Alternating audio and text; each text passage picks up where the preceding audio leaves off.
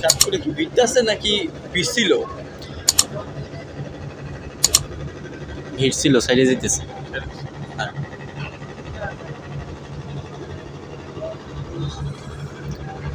জীবনে প্রথম আসলাম চাঁদপুর ঘাটে, কখন আসা হয় নাই।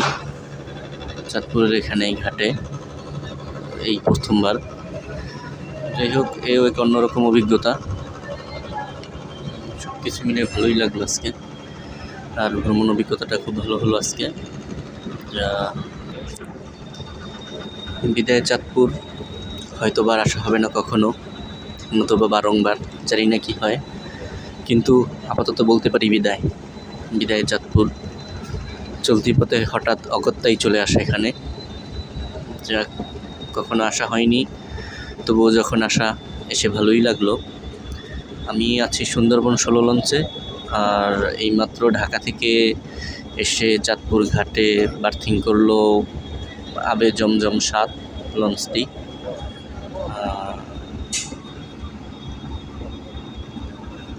ভালোই লাগলো আজকে ভ্রমণটা। তো এটা ছিল অগত্যা, জানতাম না এখানে আসবে বা এখানে ঘাট দিবে, কিন্তু তার মাঝে ফাঁকে চলে আসা। যাই হোক, দেখুন, আসলে চাঁদপুর ঘাটটা সবসময় জমজমাট শুনেছি, আসলেই জমজমাট। এখানে 24 ঘন্টাই লঞ্চের আনাগোনা থাকে, সেই জন্য ঘাটটা সবসময় জমজমাট থাকে।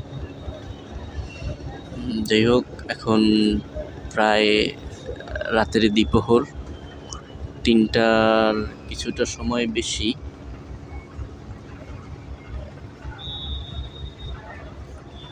তিনটা বেজে 19 মিনিট চাঁদপুর ঘাট ত্যাগ করছি আমরা, যাচ্ছি ঢাকার পথে। বরিশাল থেকে এসেছি, অগত্যা চাঁদপুরে ঘাট দেয়া, চাঁদপুরের কিছু যাত্রীর জন্য। এখন গন্তব্য ঢাকায়। যাই হোক, এই ভ্রমণ অভিজ্ঞতা আসলে কখন কোথায় কীভাবে হয় বলা যায় না। যাই হোক, সবাই চ্যানেলটি সাবস্ক্রাইব করবেন, লাইক কমেন্ট শেয়ার করবেন, পাশে থাকবেন। এভাবে নতুন নতুন ভিডিও দিয়ে আপনাদের মাঝে আমার ভ্রমণ অভিজ্ঞতা শেয়ার করব এবং আপনাদের ভালো লাগার খোরাক জোগানোর চেষ্টা করব ইনশাল্লাহ। সবাই লাইক কমেন্ট করবেন, সাবস্ক্রাইব করবেন।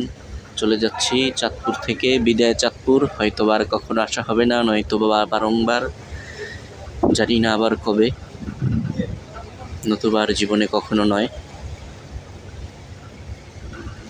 যাই হোক, চলে যাচ্ছি চাঁদপুর থেকে ঢাকার পথে।